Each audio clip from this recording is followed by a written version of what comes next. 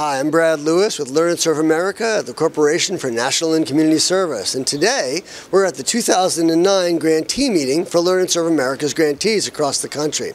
I'm proud and pleased to be interviewing my colleague, and I'll let him introduce himself. Hi, Brad. I'm Elson Nash, and I'm Acting Director of Learn and Serve America. It's my pleasure to be here, not only addressing you, but being able to interact with all of our grantees.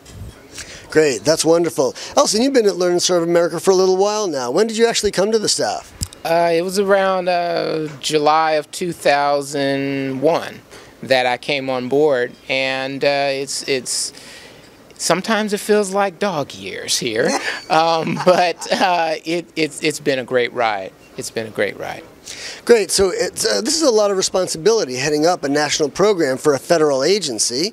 What are the hopes that you've had for the growth of service learning, and can you tell us a little bit about what's actually happened from the federal perspective in terms of growing this important human service technology and this way of engaging young people in service? Absolutely. So I would say that over the years I've seen incredible interest and emphasis around service learning from the state education agencies to the higher education institutions to the nonprofit organizations.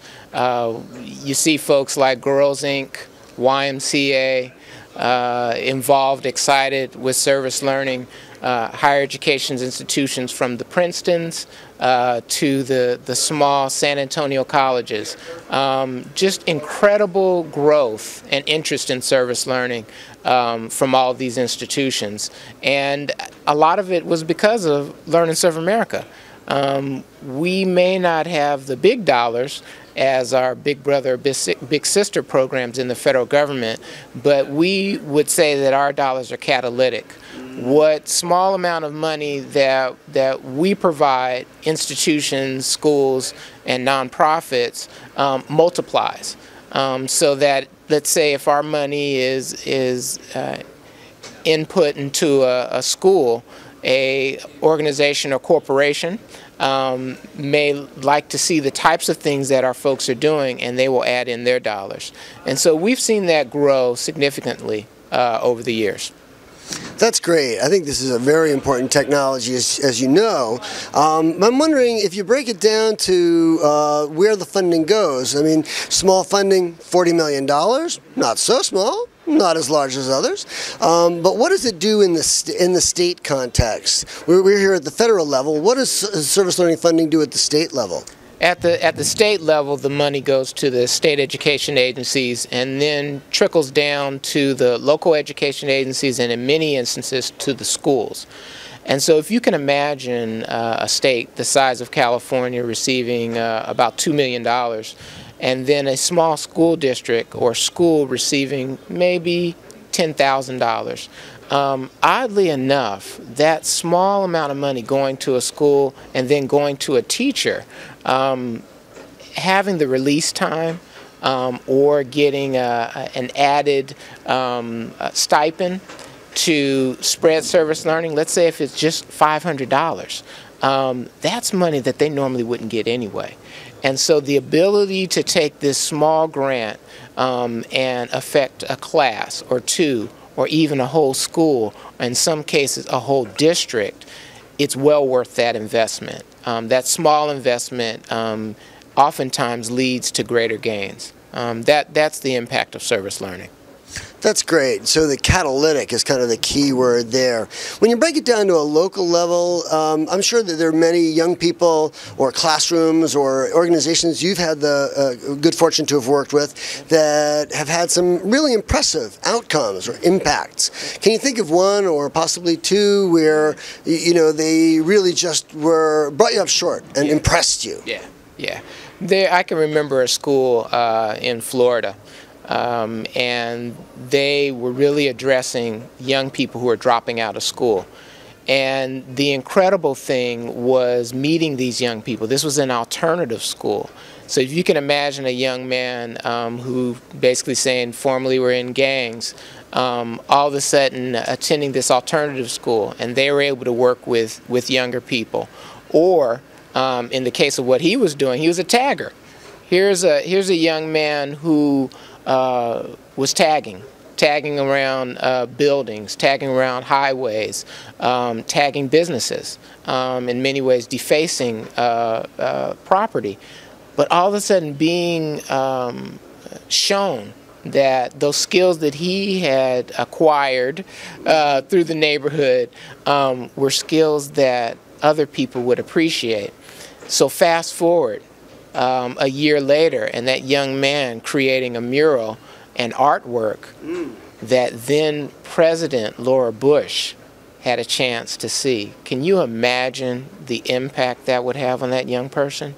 That's the power of service learning. To impact a young person who had been, in this case, fairly destructive, realizing that the skills that he had could positively affect his community, all the way up to the point of former First Lady appreciating his artwork, is pretty incredible. The tangible there, he was using that skill to affect other young people. He was using that skill in a nursing home setting. So once again, changing his mindset to be a positive asset to the community. That's the power of service learning. That's wonderful.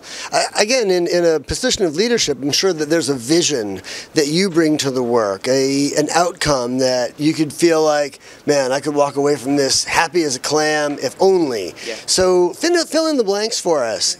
You're in charge of Learn and Serve America just now. If only what? Yeah. I would say if only the common citizen were to understand what service learning is, then I would have achieved my goal. So that if I, went to someone out on the street and said, do you know what service learning is? And they would say, oh yeah, service learning changes kids. Service learning makes a big difference in our communities. If someone were to say that, just random, I would be even more proud. I'm proud now, but I would say, okay, job's done. See ya. I would just be incredibly gratified with the success of what we do, and I think we'll get there.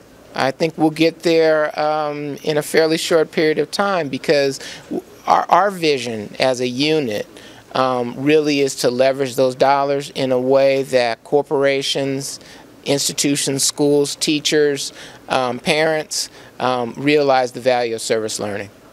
That's wonderful. That's a great piece of work to be doing, and a wonderful place to be doing it in. Now, this is a very exciting time in D.C. There's a relatively new president. There's a new Congress. There's reauthorization of the act that provides the funding for this service, for these service learning dollars. What do you think is the glide path we'll see from the Obama administration and our new leadership in terms of growing service learning and Learn and Serve America in the coming several years? Sure. I think what we'll find is service learning will be an added criteria, an added issue in other federal agencies, and in fact we're already seeing that through our partnerships. I think Learn and Serve itself, yeah, we'll get a bump up, I think, of resources, but I think that the most important thing is to have service learning a part of other federal agencies, as long as we are also receiving some additional resources. It leverages it much more. For service learning to be quote-unquote marginalized only for our agency, and let's say it even more specific, only for our division, would not do us right. But I think as others catch on and think about what we're doing, it spreads. It's much faster than we could ever imagine. And I think that's what's going to happen. That's great. Well, now we've talked about the federal level. We've talked a little bit about the states and the various kind of components of program, what we might see at the administration. I'm sure that you have a service story or a childhood experience or a turning point where you felt that your heart of service was what was really most important and what you wanted to center your career around. Can you share with us a little bit about your personal story? Sure. So when I was in high school, I took we had these mini sabbaticals that we could take. They were at a week-long time where we could decide whatever we wanted to do. And most of the time, most of us chose something related to service.